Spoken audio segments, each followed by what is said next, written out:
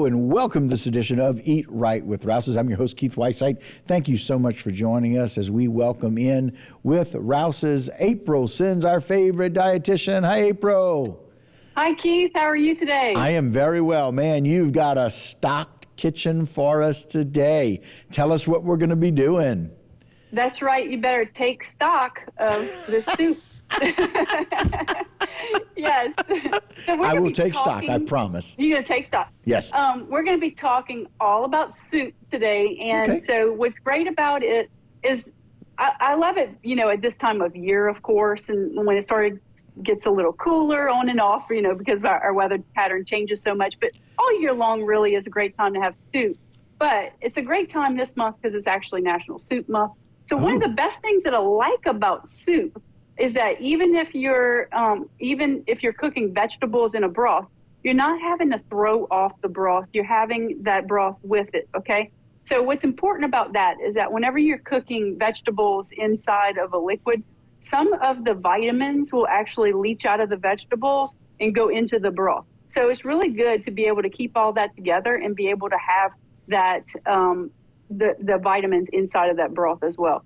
So it's a great way to also stretch your food dollar. Everybody's looking for ways to stretch their food dollar. Soup can be one of those really great ways, and create also a filling meal.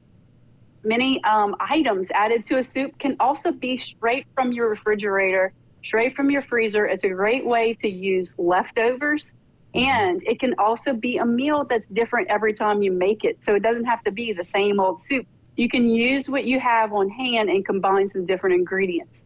Now, I know a lot of people like to go to the canned soup aisle and just kind of grab a canned soup because it's super easy and convenient. But I was thinking about the amount of sodium that's inside of those cans of soup. So yeah, it's really important to turn that label around and look at that, because a lot of people will eat a whole can of soup as they're serving, when actually the can on the back is going to tell you it's at least 2 servings inside of a can. Mm-hmm. If you eat the whole can, a lot of times you might have 1,500 to 2,000 milligrams of sodium just from that one can, which is almost the amount that we or should have in a whole day. So a whole day, the American Heart Association tells us 2,300 milligrams or less, might be less than that, depending on your health condition. Yeah, right. So it's really important to look at that. But I have an idea for us, okay? Using the canned soup, we're going to reduce the sodium content in it, and we're going to actually make it even more nutritious. Okay. I'm going to take a can of soup, just regular average can of soup, chicken noodle, okay? Favorites. And what I love about chicken noodle soup is it has some carrots in it, has some noodles in there, very family friendly. I'm going to pour that whole can into here. Now, for each cup of soup, what I'm going to do is I'm going to add 2 cups of unsalted chicken broth. Make sure you grab the unsalted one, okay? Right. And this is going to actually stretch that soup. You're going to be able to feed 4 to 6 people with this soup. 2 cups. I'm going to add about 2 cups, which is about half of this container. The other thing I'm going to add is a can of Rouse's carrots that are drained.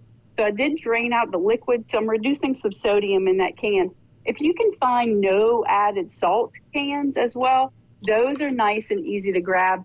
You could also, if you want to keep it even less sodium, you can go to the frozen section and get some frozen soup vegetables as well, which don't have any added salt as well.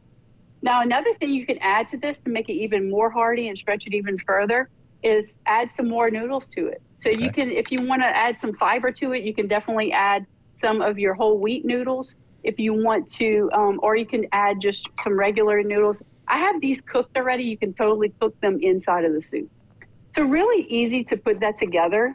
And then a couple of things that people might ask too is, well, what about the flavor? What else can I add that's not going to add sodium? One thing you could look for is a bay leaf.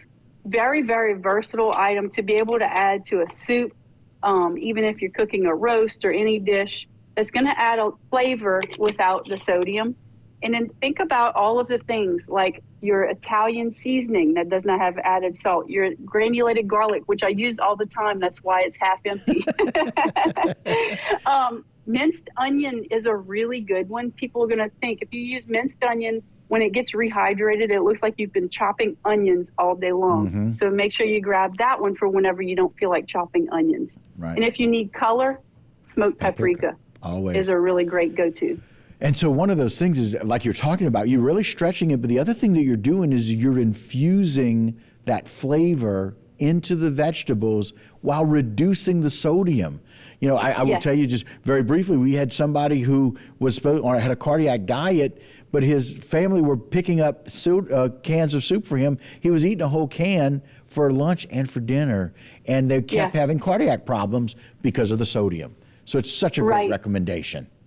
It's a very convenient item. You just have to look at that sodium content in there. You can find some with less sodium, but even the ones with less sodium still have a fair amount in it.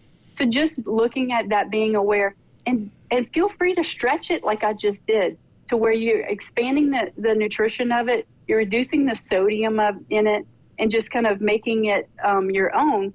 And believe it or not, this is going to taste more like homemade soup because I've just added some homemade flavors to it as well.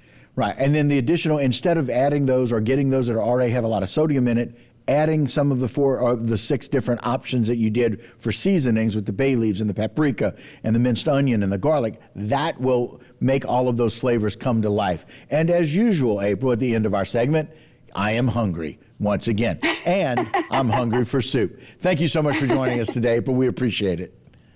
Thank you so much, Keith. All right, and that will do it for this particular segment of Eat Right with Rouses. Don't go anywhere. A lot more local programming here on HTV.